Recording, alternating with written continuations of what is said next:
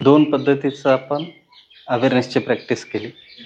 बसून ध्यान केलं, चालताना ध्यानाचा सराव केला, नॉर्मल वॉक करताना हा सराव केला. आता ॲक्च्युली ही झाली थेअरी आणि प्रॅक्टिस पण, बरोबर आहे. एक सायकल होती बघा जुन्या काळी, ॲटलस नावाची, आम्हाला आठवते. तर त्या सायकलीला एकच पाना होता. त्या पाण्यामध्ये मला वाटतं एकाच याच्यामध्ये 12 का 24, मला नक्की आठवत नाही, तो हेक्झागॉनचा पाना होता. ठीक आहे. आता त्याच्यामध्ये तो पाना ते देऊन टाकायचे सायकलीसोबत, बरोबर. आता ते टूल तुम्हाला मिळालं, मिळाल्यानंतर त्या टूलचा उपयोग कसा करायचा, दॅट इज युअर स्किल. ते तुमचं स्किल आहे. तर तो पाना मिळाला. आता त्या सायकलला जर का कुठं काही प्रॉब्लेम झाला असेल तर त्या एकाच पाण्यामध्ये सगळ्या नटांना खुलण्याची क्षमता होती. पण तो कधी खुलू शकेल, जेव्हा त्याला ते माहिती असेल की हा पाना वापरायचा कसा. धम्म पण तसाच आहे बुद्धांनी सांगितलेला. बुद्धांनी सांगितलेला धम्म हा सगळ्यांसाठी आहे. त्या एकाच धम्मामध्ये सगळ्या प्रॉब्लेमचं सोल्युशन आहे.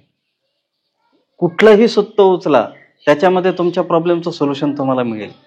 बुद्धांनी शिकवलेलं प्रत्येक सुत्त हे त्या पाण्यासारखं आहे. मी असं नाही म्हणत की 84,000 सुत्त वेगवेगळे आहेत. प्रत्येक सुत्ताचं एक वेगळं महत्व आहे. वेगवेगळ्या कंडिशनमध्ये ते सुत्त शिकवली गेलेली आहेत. तर तसंच ध्यान जे आहे किंवा सजगतेचा अभ्यास जो आहे, हा अभ्यास करत असताना हा एक पाना आहे, जे टूल तुम्हाला मिळालेलं आहे. आता you have to choose how to use. कशा पद्धतीने त्याला यूज करायचं, कशा पद्धतीने त्याला प्रॅक्टिसमध्ये आणायचं आणि आपल्या जीवनाला सुखकर करायचं, हे तुम्हाला निर्णय घ्यायचा. ठीक आहे. आता तिसरी पद्धत आपण बघणार आहोत, ती म्हणजे स्टँडिंग मेडिटेशन. आपण उभे पण राहतो, तर उभं कसं राहायचं. तर सेम चालताना जसं आपण चालतो तसंच फक्त उभं राहताना शरीराची, जमिनीची आणि चित्ताची, श्वासाची जाणीव ही आपल्याला ठेवायची.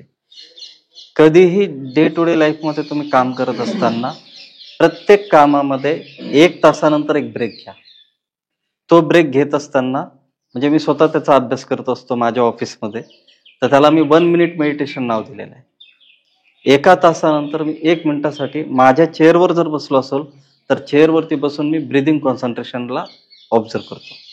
Breath in breath out, eyes close करतो 1 मिनिटासाठी. कधी 1 मिनिटं, कधी 2 मिनिटं, कधी 5 मिनिटंही होऊन जातात, कधी 10 मिनिटंही होतात. कारण आपल्याला स्टँडिंग मध्ये, बरोबर. हा, ते होतं. तर हे तुम्हाला अभ्यास करायचा आहे, 1 मिनिट मेडिटेशन.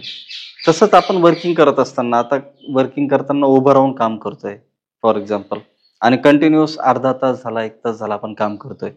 पॉज घ्यायचा, उभं राहायचं जागेवरती. 2 ऑप्शन असतात. वेळ असेल तर वॉक करायचा, एक 5 मिनिटाचा वॉक घेऊन परत यायचं. आणि वेळ नसेल, आपल्याला पुन्हा लगेच सुरुवात करायची असेल तर 1 मिनिट मेडिटेशन करायचं, वॉकिंग. वेळ असला, तुम्हाला पॉसिबल असलं 5 मिनिटं, 10 मिनिटं देखील तुम्ही थांबू शकता. पण स्टँडिंग मेडिटेशनसाठी तुम्ही जास्त वेळ नका थांबू.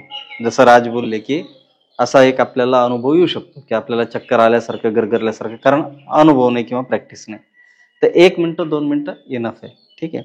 कसं उभं राहायचं, दोन्ही पाय सरळ, नॅचरल, पाठ मान सरळ असेल, जसं ध्यानाला बसतो त्याचप्रमाणे. दोन्ही हात समोर, क्लोज युअर आईज, खांदे शिथिल, डोळे बंद. दीर्घ श्वास घेत हळूवारपणे सोडायचा. संपूर्ण शरीराची आणि चित्ताची जाणीव, जमिनीचा स्पर्श अनुभवत आपल्याला श्वास आत जातोय आणि बाहेर येतोय. शरीर, मन आणि श्वास, त्याचबरोबर जमिनीचा स्पर्श याची जाणीव ठेवत श्वासाकडे लक्ष द्यायचं.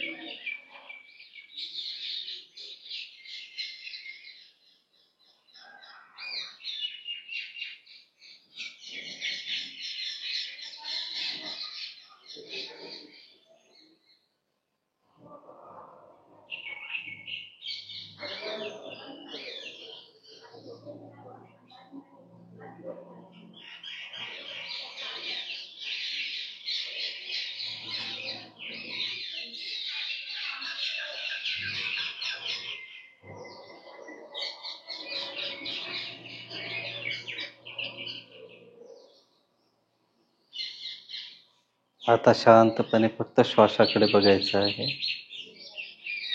श्वासात जातो आणि बाहेर येतो. Just observe your breath.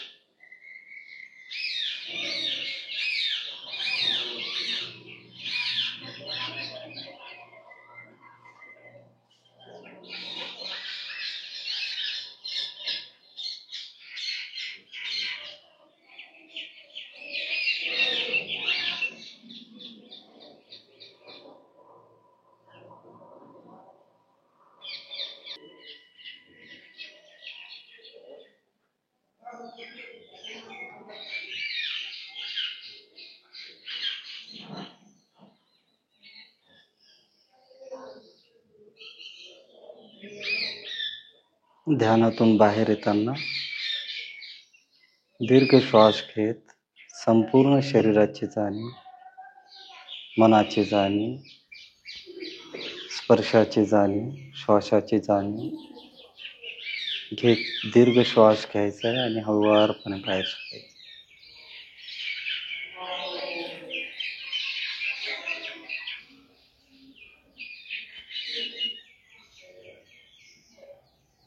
Relax. slowly open it.